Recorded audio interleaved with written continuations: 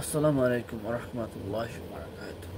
আজকে যে বিষয়টা নিয়ে আমি কথা বলবো সেটা হচ্ছে আলেম সমাজ কতটুকু ভালো এবং খারাপ তা নিয়ে বিশ্লেষণ করবো। আজকে 1 সেপ্টেম্বর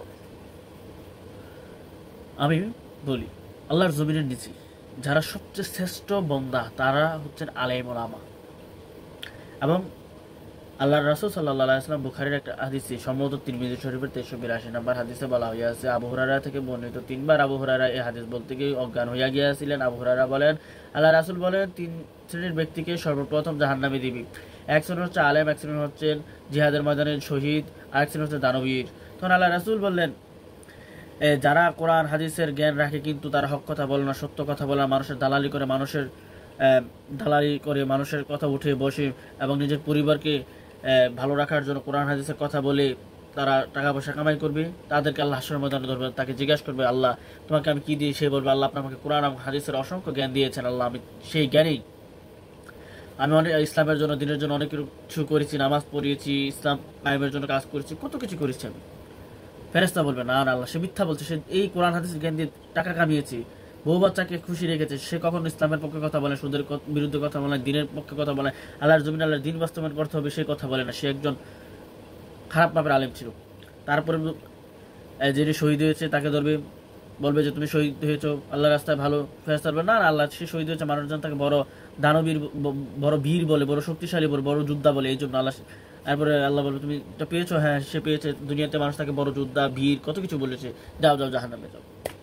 তারপরে বলবে দান শেষে, তোমাকে তো আল্লাহ অনেক কিছু দিয়েছে। সে বলবে, না, সে বলে, আল্লাহ আপনি আমাকে অনেক কিছু, আমি দান করছি, মসজিদে মাদ্রাসা দেশে গরিব মিসকিন কত মানুষের খাওয়াইছি, দিনে দান করছি, অনেকের দান করছি। তো আল্লাহ বলবে, তুমি, ফেরেশতারা বলবে, তুমি দান করেছো, তুমি তো মানুষকে দেখানোর জন্য দান করেছো, মানুষ যেন তোমাকে বড় বীর বলে, বড় দানবীর বলে, মানুষ যেন তোমাকে বড় দানবীর বলে, তাই তুমি মানুষকে দান করেছো। তুমি দুনিয়াতে চেয়েছো মানুষ যেন দানবীর বলে, তুমি এটা পেয়েছো, যাও যাও জাহান্নামে যাও। তো এই জন্য ওই হাদিসটা বললাম, তিরমিজি শরীফে 83 নম্বর হাদিস। আমাদের দেশে এক শ্রেণীর আলেম আছে যারা সত্য এবং হকের উপর থাকে, এবং আল্লাহ রাসূলের আরেকটা হাদিসে বলা আছে, আমার উম্মতদের ভিতরে এমন এক শ্রেণীর উম্মত থাকবে যারা কিয়ামত পর্যন্ত হকের উপরে অটুট থাকবে। আবার আরেকটা হাদিসে বলা আছে, সঠিক আমি তো জেনারেলের ছাত্র, আমার একটু ত্রুটি হতে পারে, যারা আলেম ওলামা তারা দেখলে বিষয়টা বুঝতে পারবেন। এবং দাজ্জাল হত্যার আগ পর্যন্ত হক্কানে আলেমদের একটা সারি থাকবে। অনেক ক্ষেত্রে বলছে কিয়ামতের মধ্যে, আবার আরেক জায়গায় বলে দাজ্জাল হত্যার আগ পর্যন্ত আল্লাহর জমিনে জিহাদ জারি থাকবে, আল্লাহর পথে যুদ্ধ জারি থাকবে। এখন বাংলাদেশে হক্কানে আলেম আছে এবং অনেক দালাল মার্কা আলেমও আছে। যারা হক্কানে আলেম তারা হাসিনা আমলে, ফেসিস্টের আমলে জেলে গেছে, মামলা খেয়েছে, হয়রানির শিকার হয়েছে, গুম হয়েছে, খুন হয়েছে, তারা হচ্ছে হক্কানে আলেম। তারপরে সালাউদ্দিন আইয়ুব রহমতুল্লাহি, তিনি একজন বড় যোদ্ধা ছিলেন, তিনি অসংখ্য যুদ্ধে বিজয় লাভ করছেন। যখন তিনি গাজা দখল করতে গিয়েছিলেন এবং মসজিদুল আকসা দখল নিতে, তিনি একমাত্র ব্যক্তি, তিনি 3বার হামলা করেও এই ফিলিস্তিন বিজয় করতে পারে নাই। তখন তিনি ভাবলেন কেন, তখন তিনি গোয়েন্দা সৃষ্টি করলেন, গোয়েন্দা দিয়ে তথ্য নিয়ে দেখলেন 3000-এর মতো আলেম এই ইসাই মানে খ্রিস্টানদেরকে গোপনে সালাউদ্দিন আইয়ুবের হামলা করার প্রক্রিয়াকে তাদের কাছে গুপ্তচরের মাধ্যমে পাঠিয়ে দিচ্ছে। তখন তিনি তাদের সামনে বললেন, এভাবে হামলা করবো, গোপনে তিনি অন্যভাবে হামলা করে ফিলিস্তিন দখল করেছে এবং ইসাইদেরকে এখান থেকে বের করে দিয়েছে। এখন আমি যে কথাটা বলছি, তারপরে 3000 আলেমকে হত্যা করা হয়েছে। এখন আমার প্রশ্ন হচ্ছে, বাংলাদেশে এই 3000 আলেম কারা? বাংলাদেশে এই 3000 আলেম হচ্ছে তারা যারা বিগত 15 বছরে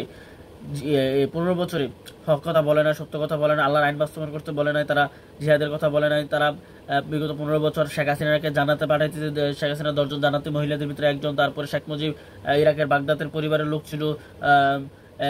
যারা তেল মার্কা, যারা ইসলাম বিশেষ করে হক্কানে আলেমদের বিদ্বেষী, যারা মানুষের বাড়িতে খায়, ইসলামটাকে নিজের মতো বানায়, নিজের মতো তৈরি করে ফেলছে, এই সকল ব্যক্তিত্বের জন্য আজকে ইসলাম ও মুসলিমদের এই অবস্থা। এবং বিভিন্ন সময় বিভিন্ন সরকার ক্ষমতা আসলে সরকারের দালালি করে এবং পাচাট, যারা কোনো মামলা খায় না, কোনো হামলা খায় না, কোনো কিছু হয় না, তাদের একটাই কাজ টাকা কামাও। ওই খারাপ শ্রেণীর আলেম যারা, তারা সবসময় হাসিনার পক্ষে ছিল, শেখ হাসিনার পক্ষে ছিল, শেখ হাসিনা ওলামা লীগের পক্ষে ছিল। এখন রাজনীতির পক্ষে ওরা বিএনপির পক্ষ নেবে, কেউ অন্য দলের পক্ষে নেবে, এ নেবে। এই খারাপ আলেমদেরকে আমাদেরকে ধরতে হবে, তাদেরকে ধরে পানিশমেন্ট দিতে হবে। যে বিষয়টা নিয়ে কথা বলছি, বাংলাদেশের একজন পাগল, ফজু পাগলা। এই ফজু পাগলাকে নিয়ে এক আলেম না, অসংখ্য তাহিদি জনতার হৃদয়ের স্পন্দন ওলামা একরাম, তারা তার বিরুদ্ধে কথা বলেছে, প্রতিবাদ জানিয়েছে, তার পাগলামি, ইসলাম বিদ্বেষী, ইসলাম নিয়ে খারাপ কথা, কিছুদিন আগে ইস্তেমার ময়দান নিয়ে বলছে। তারপরে বলছে কি, হুজুরদের সন্তান তোমরা পেটে নিও না, তারপরে ওই টাকা পাইলে ইয়েতে চলে যায়। এই মাদার চলে খুবই খারাপ কাজ করছে এই ফজলু পাগলা। এই ফজলু পাগলার বিরুদ্ধে এক হুজুর দেখছি কথা বলছে, তখন বুঝলাম যে ওই হাসিনার আমলে যারা কথা বলছে।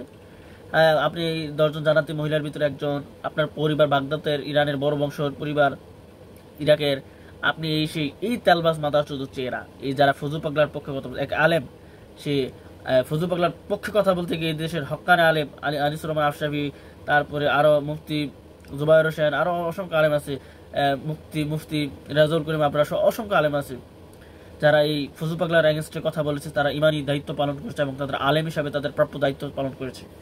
কিন্তু এই ফজলু পাগলার বিরুদ্ধে বলাতে এক শ্রেণীর কুখ্যাত, উগ্র, তেলবাজ, মুনাফিক, বেঈমান মার্কা আলেম এই আলেমদের বিরুদ্ধে কথা বলছে। এদেরকে ধরে পিটানোর উচিত। আপনারা ভিডিওটা দেখুন কি বলে শহরের বাচ্চা, আমার মাথা নষ্ট হয়ে গেছে। এদেরকে ধরে পিটানোর উচিত। একজন আলেম হয়ে আনিসুর রহমান আশরাফি একজন আলেম হয়ে চিন্তা করেন, সে একজন বীর মুক্তিযোদ্ধা, যিনি 71-এ বীর মুক্তিযোদ্ধা, কিশোরগঞ্জের বিএনপির নেতা জনাব মোহাম্মদ অ্যাডভোকেট ফজলুর রহমান ফজু ভাই। তিনি একজন ভালো মানুষ, তিনি একজন সুশিক্ষিত মানুষ। আমার মুসল্লি বাবাজিরা, একজন শিক্ষিত মানুষ, এবং তার মধ্যে অলি আল্লাহর মহব্বত, রসুলের মহব্বত আমি তার মধ্যে দেখেছি। সে অলি আল্লাহর পক্ষে কথা বলেছে, আহলে সুন্নাত ওয়াল জামাতের পক্ষে কথা বলেছে।